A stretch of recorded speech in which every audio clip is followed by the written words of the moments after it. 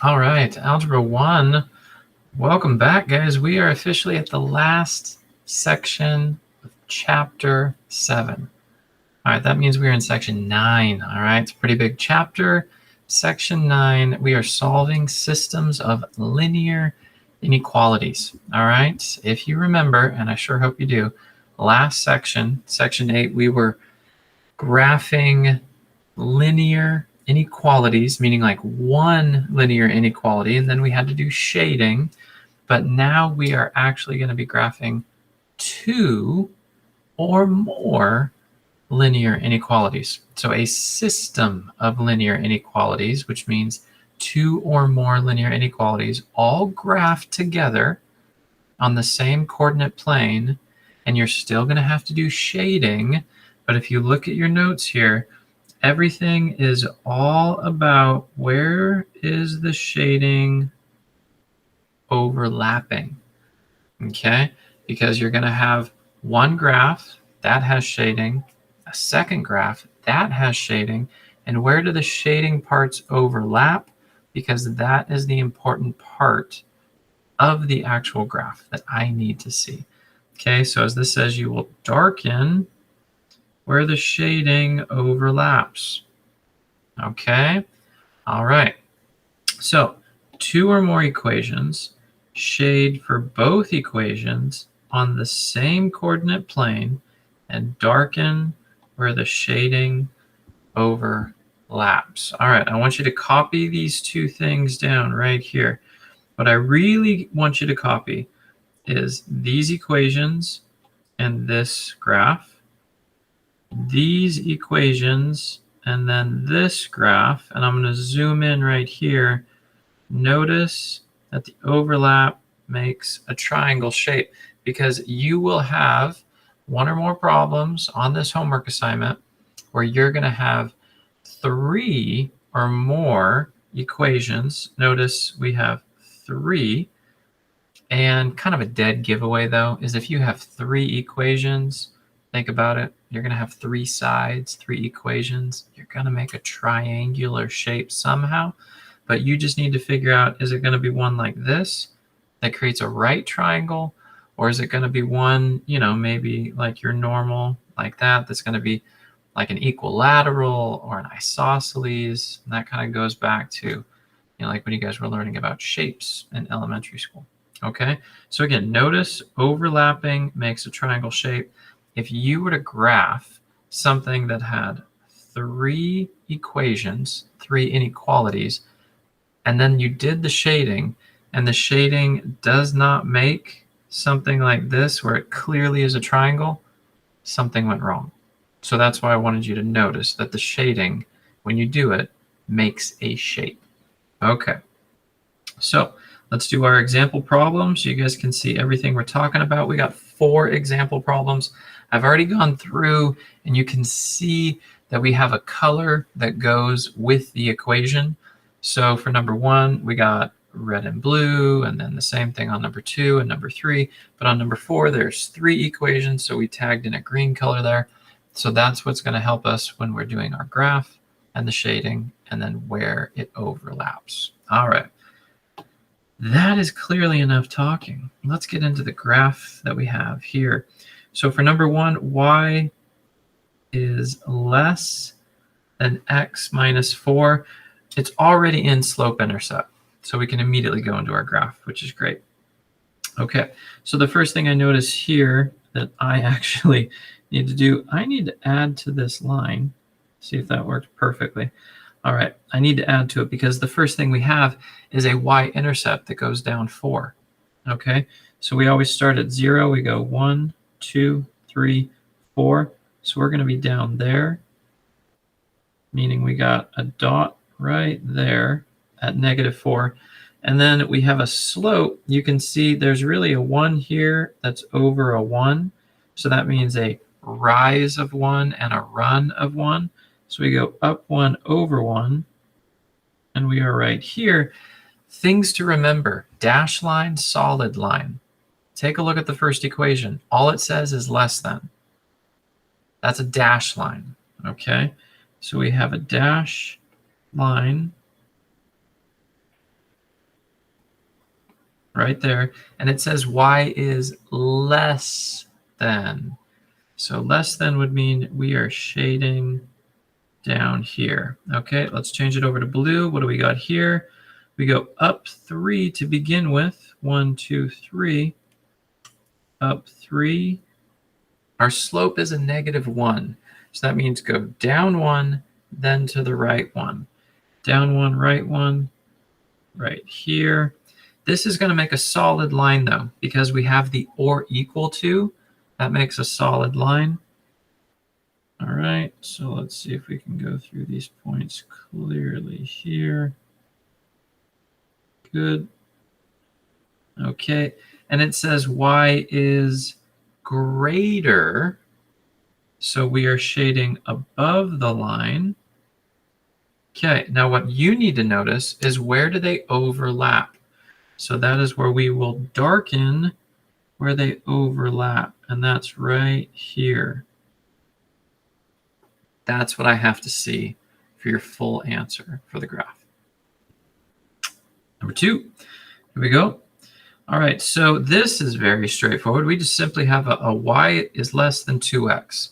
Notice there is no y-intercept, which means that our y-intercept is actually just 0. So we put a dot at 0. There we go. And what is our slope? Our slope is right here. It's a 2, which means really it's a 2 over a 1. So we rise 2 and we run 1 time. Okay, rise 2, run once, right here. It does say or equal to, so that means it is a solid line. All right, so let's make a solid line right there. I think right about there covers it. Okay, solid line. And then we need to shade. It says y is less than. So shade where y is going to decrease. That's on that side of the line right there. Okay, let's move on to just simply x is greater than or equal to -2. That is going to make a vertical line going through x is -2. So x is -2, go left twice to where x is -2. It does also say or equal to, so we're going to have a perfect line. And there we go. And it says x is greater than. So x is going to be greater than with everything to the right. All right. So everything to the right. So the overlapping point for this is simply going to be basically this part down here. That's our overlap. Okay. You don't darken any part that's right here. That doesn't seem to have any portion except for blue. So don't darken that. This is what we're darkening right here. Okay? Okay. Now if we take a little pause, time out, guys, we better be confident in our graphing skills. All right? And this isn't a moment to freak out. This is a moment where if you're not confident in your graphing skills, you must be asking questions. If you're not asking questions, you know what that will mean for your test. This is not the time to feel like you don't know how to do it. If you don't, you ask questions. If you are feeling confident, then you're where you should be at this point in the chapter. Okay? So take this as a learning time. If you are still not understanding me graphing, then you need to be asking questions. And I'll do some more problems in class.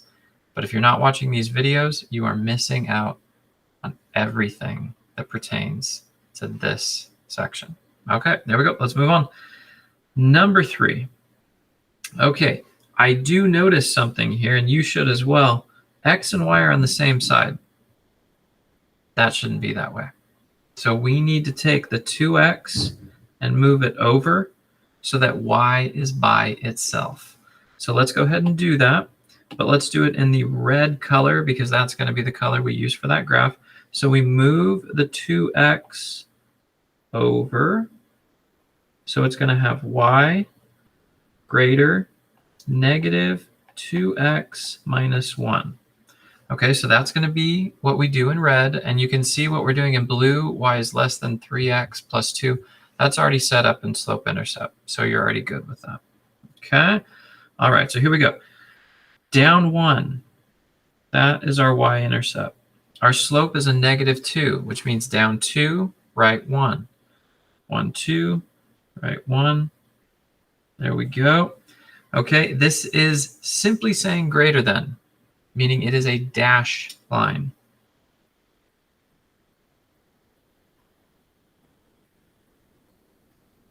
Okay, and our shading, y is greater than, so where is y increasing? It's increasing above the line right here. Okay, let's do the next one in blue. We start with a y-intercept of 2, so go up 2, put a dot. Then we have a slope of 3, so up 3 over 1. We go 1, 2, 3 over 1. All right, this is going to be slightly unfortunate. We kind of have this overlap right here. All right, bummer. Mr. A should have spaced his graphs out a little bit more. And then we're going to have another dash line because this just says y less than. So dash line.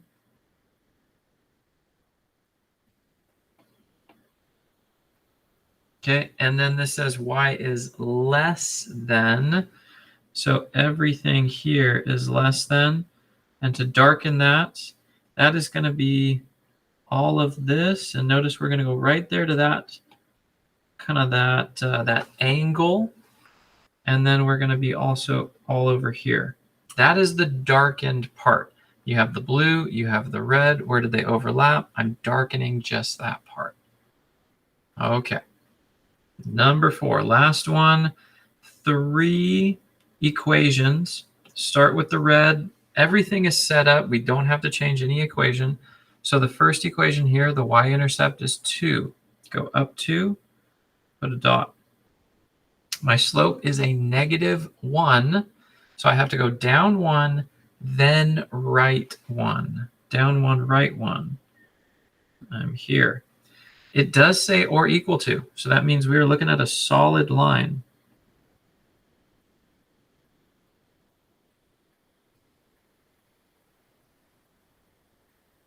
Okay, solid. And we are shading where y is going up. So we're shading here. Okay, let's do the next one in blue. Simply y less than 4. That's going to make a horizontal line. Okay, this is actually review. We've gone over, if all it says is y and a number, it's a horizontal line.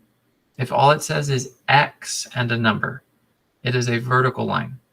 And we're going to have both of those here. So we go up 4, 1, 2, 3, 4. Let's put a dot and put a dash line that goes through that dot. And we are shading where it decreases. Okay, and the last one, we need to get to green. So here we go. We go to where x is 3. 1, 2, 3. Right here, making a perfectly vertical line, but dashed vertical line. You guys need to remember, this is dashed because it doesn't say or equal to. It just says x less than 3. Okay, and it's less, so that's everything over here. And I think we should be able to see we made a triangle right in here. This is our triangle right in here. And that is everything that overlaps. That's the darkened shape. So it's a right triangle that's been kind of flipped upside down. That's what we're looking at. That's it. That is section 9. That is all of chapter 7 there for you. Ask questions in class. If you got them, take the notes, watch the videos, and we will start to review. I'll see you guys in the next one.